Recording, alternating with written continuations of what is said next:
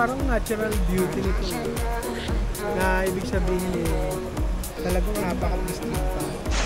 Wala, yung sabi sa kanina sa Arco, 35 pesos. So, ganda umaga. Ayun ko lang mag-aaral ngayon.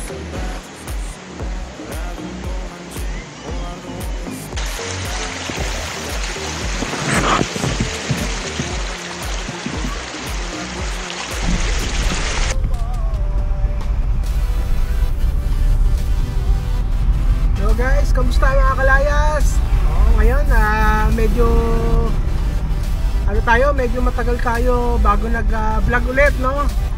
Papunta tayo ngayon ng Pulunan Bridge. Yun. At yun, medyo tayo ngayon, marami tayo kasing ginawa.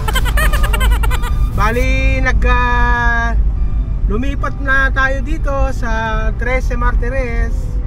Kaya nagakot tayo ng mga marami tayong nasikaso. Nagakot, mga ilang hakot din tayo. At syempre, permanent residence na tayo dito. At may mga lang tayo, may mga inasikaso lang. Kaya hindi tayo nakapag-camping na matagal. Pero dahil syempre, kailangan tayo mag-upload at magawa na tayo ng mga vlog. At syempre, para patuloy ang ating channel, no? So nandito tayo ngayon sa kahabaan ng Conchu. At yun nga, pupunta tayo doon sa isang magandang ilog. So dahil ang alam mo naman, yung mga pinupuntahan natin is yung mga ganyang nature, no?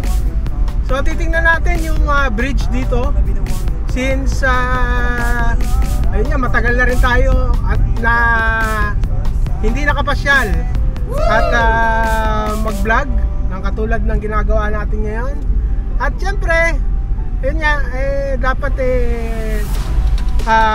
maging masaya pa rin tayo kasi solo natin ngayon dahil ngayon weekdays at si Mami ay may trabaho.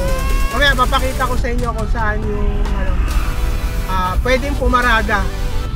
Kasi kadalasan hindi napapansin to kasi yung isang parang pababa lang siya na hagdanan. Well, hindi pa tayo nakakapunta dito, pero kailangan din nating tingnan at siya sa atin. Ayan, ito yan yung bridge na yan. Yan.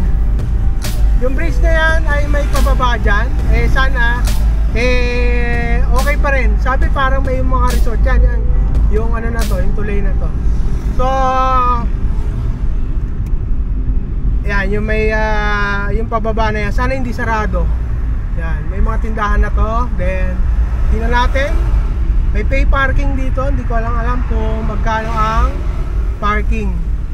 Yan, ito, may pay parking. Yan, ito, may pay parking.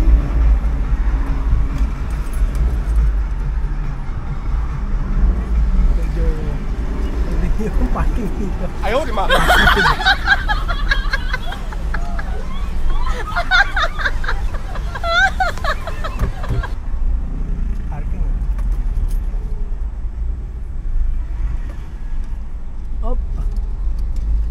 Medyo rough road din ang parking dito.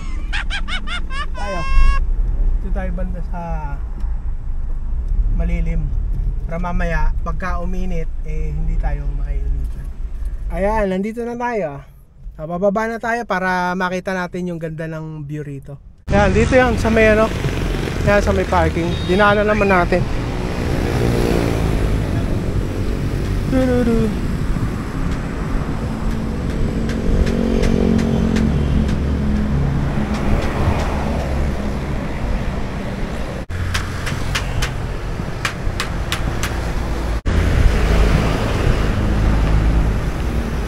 Sunabsit na sa libre, no? Yan, tayo, bababa na tayo rito. Yun sabi sa kanina sa RT, 35 pesos lang. Hello, magandang umaga. Ay, mag-aaral kayo ah. Hindi mo kailangan yun. Dito pala. Tayo, magkano po entrance dito? 20 lang po. Saan po magbabayad sa inyo po? Doon po. May tindahan. Doon na lang po ako. Hindi lang po. Ako lang po mag-isa. Opo. Bali mag-picture-picture lang po. Counting ano. Mabilis lang naman po. Okay, sige po. Morning po. May mga CR din pala. Ihi. Dumi.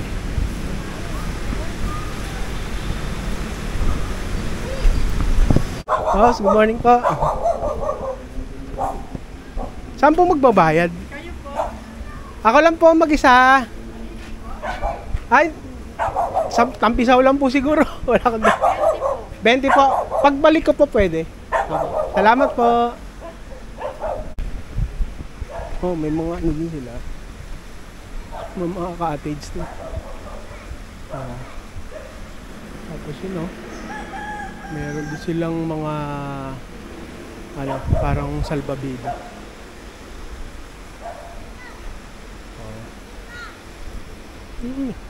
May mga ano rin pala, sarap tumambay dito.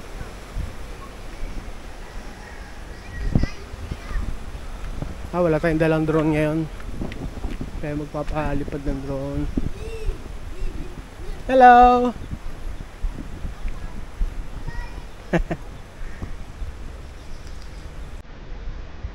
Ano tayo?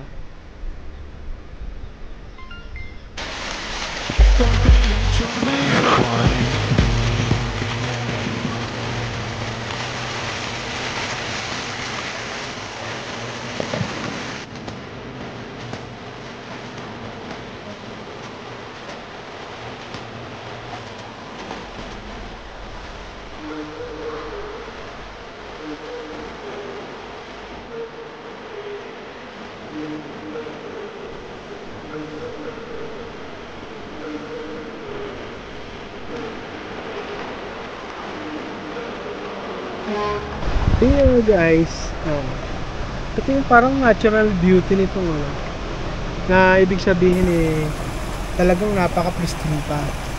Wala tong filter guys ha. Walang filter to. Ito yung ilog, ito yung bato rito na napakalaki. Pero tinubuan niya ng mga ganyan. Nagmumus. Walang filter yan guys. Natural light yan. Hanggang na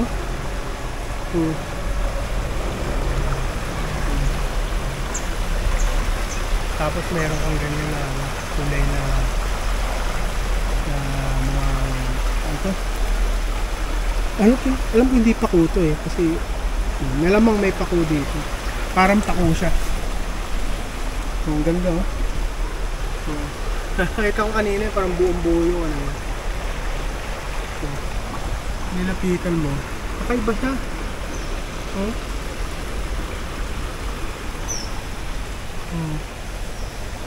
Parang ito yung natitirang siyempre sa likod ng syudad ng 13 is may ganito pang natitira. Papakita ko sa iyo kaibuan. May mga kaunting basura kasi hindi mo dahil puntahan ng tao. Siyempre mini-maintain, siguro hindi lang na walisan hanggang dito. Ito yung bato.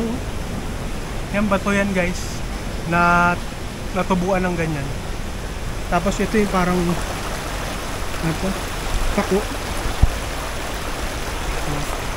Pero hindi pako to, hindi kinakain to. Ibang klase. Ito siguro. Ewan ko. Hindi ko kabisado pero yan, malaki yung hindi tayo kung yun tingnan natin kung may daan pa rito.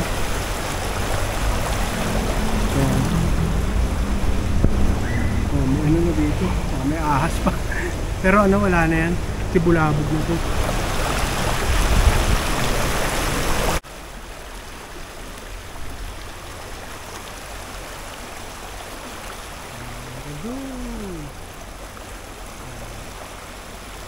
Susunod, balikan natin yung Balite. Balite. Ano pala, hindi pala Balite. Mahogany Falls. Maganda rin dun Mahogany. Pag mga ganitong tag-ulan, malakas ang tubig pero malinaw pa rin.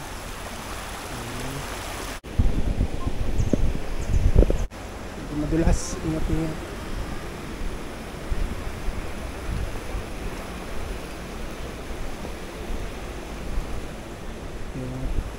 Welcome to Pulunan River. Yan. Hindi tayo nagdala ng drone kasi hindi naman wala naman siyang ganong kalaking landscape, isang habang lang ganun. Pero okay, sana nakuha na natin yung parang pinakahaba ng tulay. Ayan, may tayo.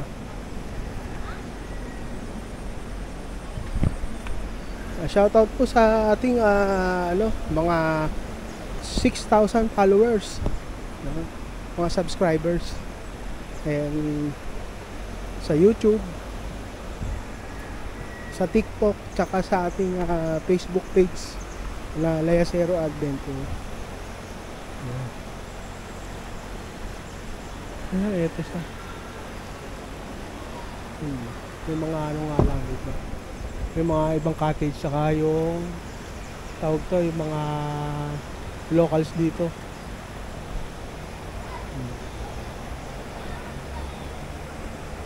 Ito tayo banda, medyo madulas kasi hindi na pupuntahan ng tao ulit kasi hindi naman summer ngayon, ng ilan-ilan lang. So yan yung sinasabi natin, ito yung bandang kalagitnaan, may mga payong siya, payong. Yan. Tingnan natin kung anong ambience nung nakaupo ron. Tingnan natin. So pagka punta kayo rito, 20 pesos lang yung entrance. So ayan. May CR naman.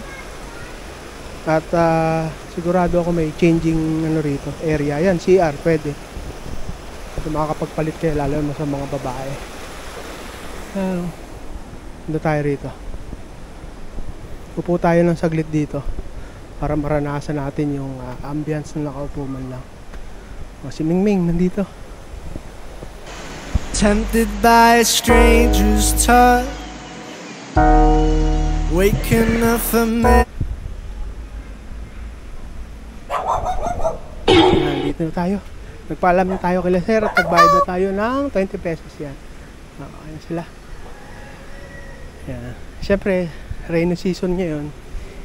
Yan, ito may mga cottage sila rito. Hindi na natin natanong yung yung mga presyo niyan. Pero dahil tagulan, medyo yung lugar na to is parang na-stock up. Dami pang aso. Ayan. Ayan sila mga aso. Ayan. So sa pagbaba nyo, siyempre magugulat kayo, parang hindi naman nag-ooperate.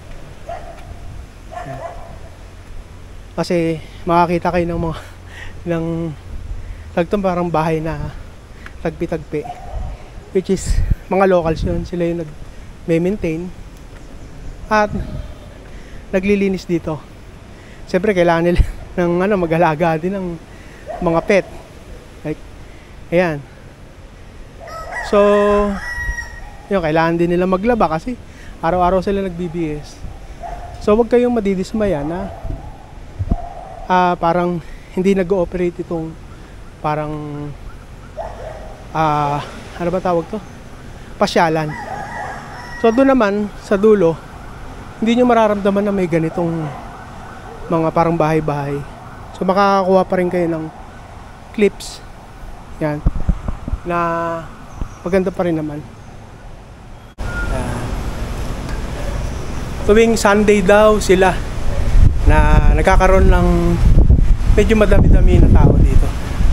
Siyempre yung iba titipid kasi yung kadalasan na resort is mga more or less 500 pesos na kada tao versus naman sa 20 pesos per head. Pares din naman, may tubig na malinis din naman. Kahit pa paano pakatipid yung pamilya. So ito na yan, oh. So ito na yung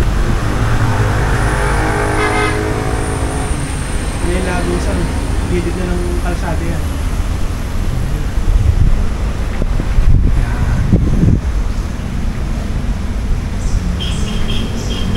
Diba,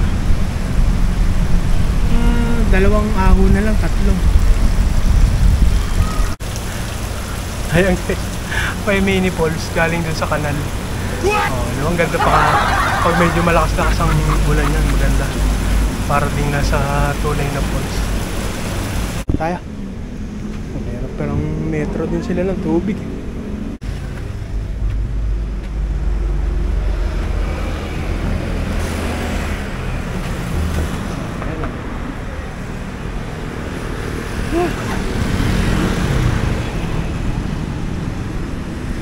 Dito yan, sa may tapat ng PhilHealth. Ayan o, PhilHealth Insurance. Yan, gilid. Tapos yung kanyang parking space, eh, nandito. Nadagdagan na. Yan, ito, may tindahan dito. Tapos parking space.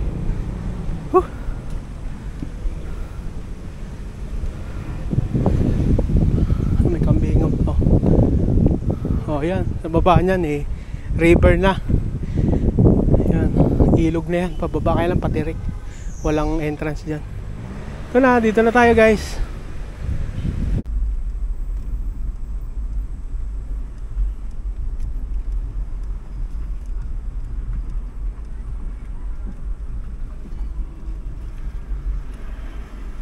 Alam niyo po? Ha? Alam niyo po? 35 di ba? Magkano? Nilagay po ko 70. 70? Huh? Ayan guys, 70 ang ano dito. 70 pesos ang parking fee. Ayan. Pero safe naman kaysa doon ka sa gilid ng ano ng kalsada. Okay nga, sa gitna mo na pala. Ha? 40 na, 40. 40. Oh, sige. 40 pesos daw ang per dito. Parking per per car. 550 per yung cottage, 550. Ay hindi, ano lang naman ako. Na kayo? Oh.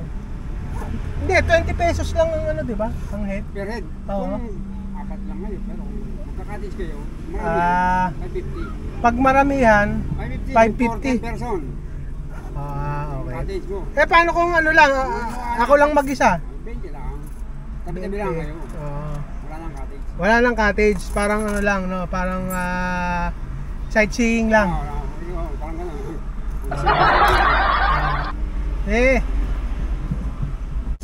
Ano pala? 70 pero binayad sa akin dahil saglit lang daw ako. 40 na lang yung siningil. Hindi ko alam kung may kanya-kanya silang ano rito. May kanya-kanya silang singil. So, yun. Narinig nyo naman. Hindi pala per head, sorry. Per car. No, bukod dun sa per head pa na 20-20. Okay guys. Hanggang dito muna mga kalayas. Oo, talagang ganun talaga ang buhay. Oo, kasi yung iba talagang sinasamantala yung ano na yan. Kasi bibira, hindi naman summer season na maraming tao. So katulad natin na hindi naman ganun kayaman at mag-isa lang naman tayo. So ang singil sa atin is 20 pesos per head pag sightseeing lang. Pero pag gagamit ka daw ng cottage, 550. Mga apat, 4 to 5 person daw, yun ang sabi. So siguro baka may website sila or Facebook page na malinaw na may nakalagay kung magkano talaga. Yan nyo na lang kasi sa vlog ko yun ang aking base dun sa aking na experience, no? Experience dito dyan sa kanila, no? So yun, hanggang dito muna mga kalayas. At syempre tagumpay na naman tayo sa ating pagbablog. Salamat po sa inyo sa ating sa inyo pong magsasama sa akin. Nakalayas na naman tayo. So yan guys, hanggang dito muna mga kalayas. Maraming salamat po. God bless you all po. Bye!